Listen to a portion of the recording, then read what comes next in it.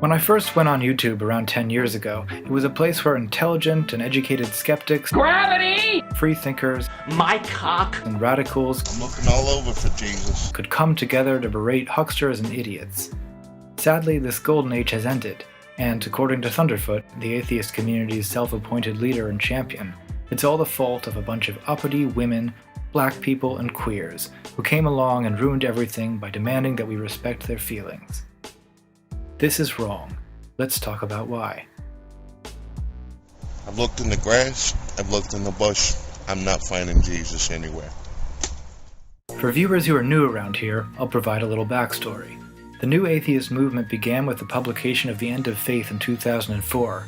The movement was centered around 4 white men, each of whom once had something interesting to say, and one of whom once invited me back to his hotel room for a cup of coffee before he The YouTube branch of the movement was mainly a bunch of nerdy, socially awkward white men, like your humble narrator.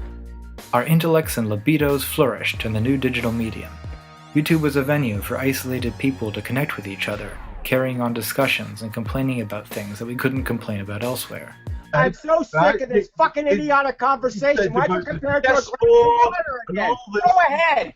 Say a kid with cancer is the same as a glass of water. Go ahead and say it, you fucking idiot. Since then, many of the community's central figures have stopped making videos, or have moved on to other subjects. So what happened? How come new atheism has faded away? Now I want you to keep in mind that I'm an aging, pseudo-intellectual twink with an alcohol problem, and I'm not claiming to be smarter than Thunderfoot. But sometimes the simplest answer is the best. New atheism was a trend, and like all trends, it died out. As a topic of discussion, atheism is inherently limited. There are only so many different ways you can say that God does not exist. I think when it comes down to it, people just got bored. Meanwhile, new social movements have arrived, drawing attention to a different set of problems. Some YouTubers have adapted to the new moral climate, while others have doubled down on fear and hatred and madness and darkness. I want to argue that the reactionary approach of Thunderfoot and others to feminism is fucking shit, but first I want to clear something up. I am not a social justice warrior. I'm just an independent, free-thinking skeptic who looks at the evidence and reaches my own conclusions. I actually think there's a lot of really bad stuff going on in social justice circles lately, from substituting weird, alienating jargon for plain English, to celebrating activists' ugliest impulses, to crusading against trivial or nonsensical offenses, to single-mindedly focusing on some pet social justice issue at the expense of all nuance. But the truth is that you can find people behaving terribly within any movement. On both sides of this debate and every other, there will be those who act and think in petty, selfish, and small-minded ways. That's human nature, not feminism. The intellectually responsible thing to do is try to filter all the nonsense out, and address only the strongest arguments that each side has to offer. But that's boring as hell, so fuck it! Thunderfoot and his allies claim to be knights of reason, championing objectivity, evidence, and difficult truths against a horde of oversensitive crybabies who take offense and retreat to their safe spaces at the slightest whiff of opposition. But ironically, the Thunderfeet of the world are often just as eager to take offense. Feminist Rebecca Watson begins one of her videos like this. Hello, YouTube. It's been a while. I've missed you, and I'm guessing that you've missed me too, because I've heard that if a male atheist on YouTube goes too long without calling a woman a cunt, his balls will actually shrivel up and then tuck up inside of him, forming what some call a mangina. And while this is not the height of comedy, take a look at how Thunderfoot responds.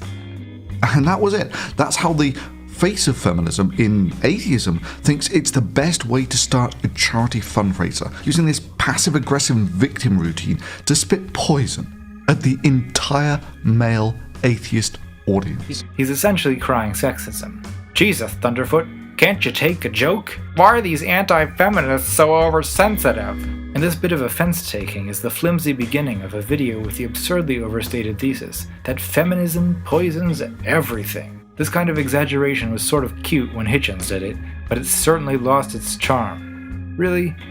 Feminism poisons everything? Did it poison my coffee?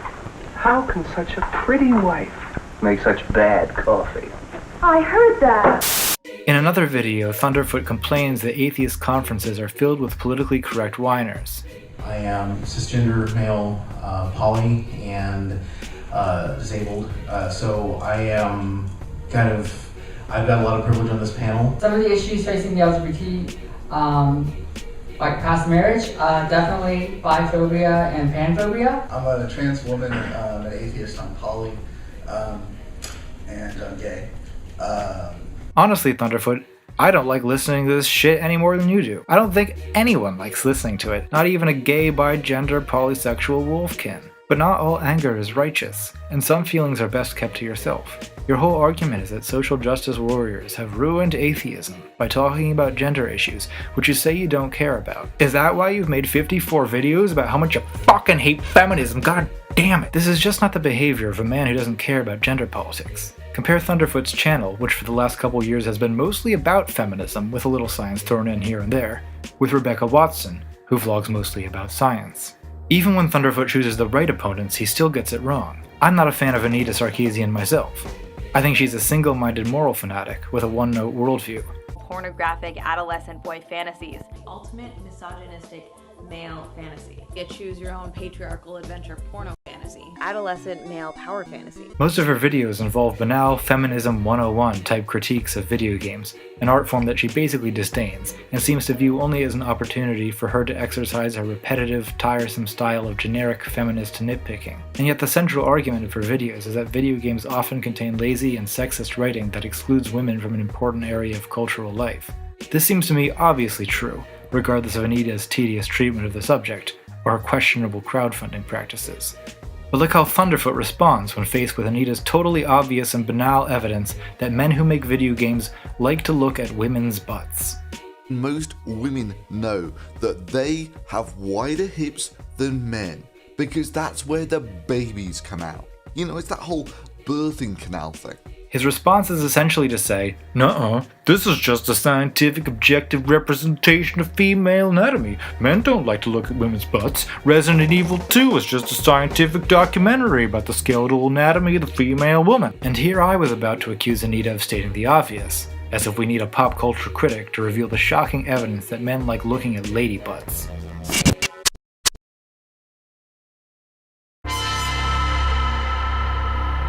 Jesus, why are we arguing about this?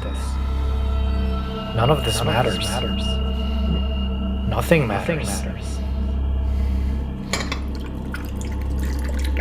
Fuck! The problem with Thunderfoot's approach to this topic is he objects to the worst arguments of 2 or 3 feminists on the internet and then concludes that all feminism poisons everything. He doesn't respond to or even seem to be aware of the body of scientific evidence suggesting that misogyny is real, that workplace discrimination hurts women, and that a culture hostile to women is particularly bad in STEM fields. You know, like the field that he's in. He doesn't seem to be at all worried about how reactionary his views are and the company they put him in. There's a huge surge of right-wing commentary on YouTube right now, and Thunderfoot's ideas fit right in with the rest of them, even with people like this tedious antelope, Slenderman, the Dragonborn, a gay Nazi, the Tin Man, a stilted vampire, a Sumerian monarch, a fake university, and the queen of the internet. It seems Thunderfoot's already getting chummy with some of them, like in this video where he, the amazing atheist, and Scotty hold a Skype conference call so they can all critique Rebecca Watson's views and physical appearance for 25 minutes. I would, honestly, just my personal preference, I wouldn't be asking her for coffee. Anyway. Does anyone else think these guys seem weirdly intimidated by women who don't agree with them? And I mean, like, when did we all agree to just write off people who are like, you fucking groped that bitch's tit when you were drunk? This sort of thing makes you suspect that this virulent anti-feminism isn't a serious political position at all. It seems more like a web of excuses to cling to ugly and discredited behavior. And I mean, like, when did we all agree to just write off people who are like, you fucking groped that bitch's tit when you were drunk? It's too bad, since I think that feminism would really benefit from engaging with some earnest and serious criticism. Unfortunately, the brand of anti-feminism represented by Thunderfoot and most of his YouTube allies only makes it more difficult to start a real conversation. And a prominent scientist in a STEM field using his influence and audience to levy tirades against all feminists, well, it's just kinda shitty. If you liked this video, please like, share, and subscribe. You can also follow me on Twitter, Tinder, Tumblr, Grindr, Fister, Fucker, Cocker, FetLife, RedTube, and Christian Mingle.